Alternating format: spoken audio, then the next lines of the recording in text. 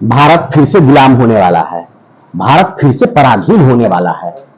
और मैं ये बात इसलिए बोल रहा हूं आज क्योंकि मैं जानता हूं कि इससे पहले भी ऐसा ही हुआ था जब ऐसी स्थिति थी, जब भारत की सामाजिक परिस्थितियां जब ऐसी थी तब भारत पराधीन हुआ था, जैसी आज की परिस्थितियां हैं। मैं ऐसा किस आधार पर कहता हूं? मैं इस आधार पर कहता हूं कि भारत में इतिहास को देखा जाए तो जो लिखित इतिहास है और मुख्य धारा का इतिहास है, उसके अलावा भी एक इतिहास का माध्यम है और वह है साहित्य, जो उस कालखंड की वास्तविकता को बताता है। और साहित्य, अब इस संदर्भ में मैं आगे बात करता हूं। जय श्री राम भारतवासियों, मैं दिवाकर सिंह कुशवाहा वर्तमान भारत में आप सबों का स्वागत करता हूं। आज मैं वार्ता करने वाला हूं इस विषय पर कि भारत फिर से पराधीन होने वाला है और एक वास्तविकता है और कड़वी सच्चाई है, जिस पर केवल और केवल दार्शनिक मस्तिष्क ही सोच सकता है, या फिर वह दार्शनिक शासक मस्तिष्क होना चाहिए। मूर्खों के लिए बात तो कोई अर्थ ही नहीं रखती, क्योंकि मूर्खों का क्या है, वह तो कीड़ा पैदा ही हुआ था और कीड़ा है वह। नाली के कीड़े को क्या फर्क पड़ता है कि सुखाड़ आने वाला है कि बाढ़ आने वाला है? बाढ़ आए तो भी वह बजबजाएगा, सुखाड़ में भी नालियों में पानी होगा, वह कीड़े की तरह बजबजाएगा। कीड़ों को कोई फर्क नहीं पड़ने वाला। अगर आप मनुष्य हैं तो आप सोचिए, भारत फिर पराधीन होने वाला है। मैं ऐसा क्यों कह रहा हूं?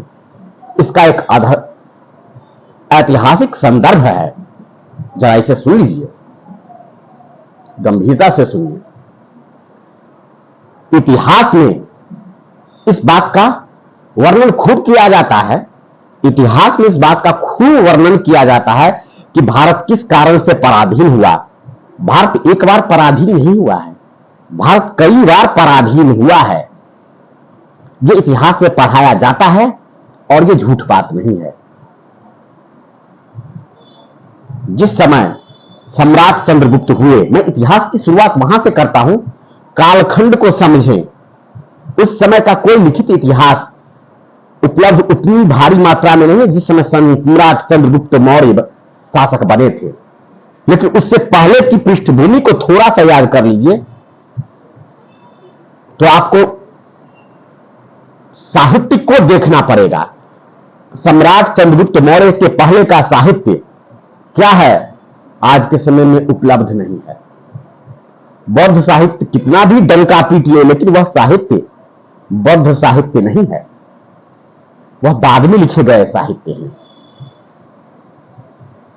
लेकिन उससे पहले का एक सबसे महत्वपूर्ण स्रोत है बौद्ध साहित्य की घटनाएं। सम्राट चंद्रगुप्त मौर्य से पहले भारत पर आक्रमण होने वाला था। किसका? अलेक्जेंडर का आक्रमण होने वाला था। मैं बता रहा हूं भारत की परिस्थितियों के बारे में जिसे इतिहास में नहीं पढ़ाया जाता। याद होगा, अगर जो इतिहास पढ़ते हैं उन्हें पता होगा, अजातशत्रु ने अम्रपाली जैसे वेश्या से विवाह किया था। अम्रपाली एक ऐतिहासिक संदर्भ है जो बहुत ही विवादित और पूरे के पूरे भारतीय समाज को प्रदर्शित करता है कि लंबे समय तक शासन व्यवस्था अच्छी हो जाने के कारण भारतीय जनमानस, मैं शासक की बात नहीं कर रहा, शासक के बारे में इतिहास में बहुत कुछ पढ़ाया जाता है, भारतीय जनमानस विलासिता की चरम सीमा पर पहुंच चुका था। ऐसे में भारत पर ईरानियों का आक्रमण यानी फारसियों का आक्रमण प्रारंभ हुआ और बाद में अलेक्जेंडर के आक्रमण की भी पृष्ठभूमि बनी। लेकिन उस कालखंड में एक फिलोसफर जरूर हुआ, भले ही उसका क्रेडिट कोई ले ले, फिलोसफर कोई फिलोसफर नहीं होता। अगर कोई राजनीतिक दार्शनिक है, पॉलिटिकल फिलोसफर है, तो वह शासक होता है या फिर नहीं होता है, क्योंकि कोई शासक किसी का पालतू कुत्ता नहीं होता। मैं इसलिए बोल रहा हूं क्योंकि इस संदर्भ को बिना समझे हुए मेरी बात को नहीं समझा जा सकता। चाणक्य एक कृत्रिम कल्पना है जो अंग्रेजों के शासन काल में क्रिएट की गई कल्पना है। चाणक्य बाद के कालखंड में क्रिएट किया गया एक धूर्ततापूर्ण व्यक्तित्व है, क्योंकि वास्तविक दार्शनिक शासक होता है। चंद्रगुप्त मौर्य ने सत्ता स्थापित की और देश को विदेशी आक्रांताओं से बचाया, इससे कोई झुठला नहीं सकता। वो इसलिए क्योंकि उसके पास स्वयं की बुद्धि थी शासन करने की, और किताब कहानी नहीं लिख रहा था। तो चलिए अब मैं बताता हूं मूल विषय पर कि भारत क्यों गुलाम होने वाला है। मैंने जानबूझ के चंद्रगुप्त मौर्य से इस कहानी को शुरुआत की। अब इस बात को समझिए, जिस समय सम्राट चंद्रगुप्त मौर्य हुए थे उससे पहले की सामाजिक परिस्थितियां क्या थी कि एक सुंदर सी कन्या के लिए सारे के सारे शासक वर्ग लड़ रहे थे। यह लिखित साहित्य में है, जिसका नाम था वो सुंदर कन्या, लावारिस कन्या थी अम्रपाली। जब समाज में एक स्त्री के पीछे समाज इतना ज्यादा पागल हो जाए, वासना की तृप्ति के लिए लोग आपस में लड़कट मरे, तो वह समाज कैसा होगा।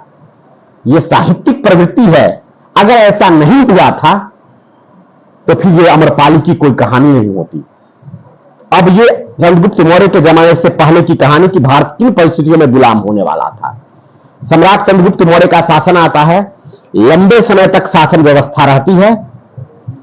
भारतीय जनमानस में अनुशासन, सदचरित्रता, सम्राट अशोक के शिलालेखों पर लिखवाए गए आदेश ये बताते हैं कि सम्राट ने किस प्रकार का अनुशासन करवाया।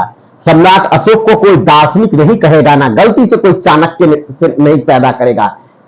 चंद्रगुप्त मौर्य को चूंकि सम्राट अशोक अनुभवी हो चुका था, वह अपने पिता और दादा से इतना तो सीख गया था कि उसने अपने जो भी पिलर एडिक्ट्स लिखवाए वह एक शासक के नहीं एक दार्शनिक के लक्षण है। और एक शासक ही अच्छा दार्शनिक होता है, सच्चा दार्शनिक होता है। राजनीतिक दार्शनिक केवल और केवल शासक होता है, पूर्ण पंडित नहीं होता है। तो सम्राट अशोक ने पिलर एडिक्ट्स लिखवाए से उस कालखंड में शासन व्यवस्था की चरमोत्कर्ष की व्यवस्था को दिखाया जाता है कि बहुत अनुशासित व्यवस्था थी।